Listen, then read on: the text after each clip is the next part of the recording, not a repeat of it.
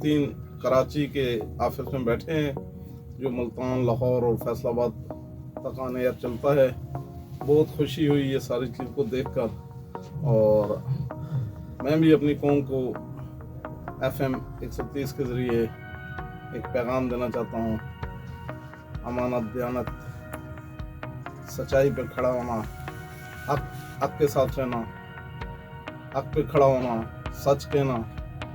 بس میں چونکہ یہاں پہ وہ کھل کے بات تو ہو نہیں سکتی، تو میں انہی الفاظ کے ساتھ اجازت کروں گا.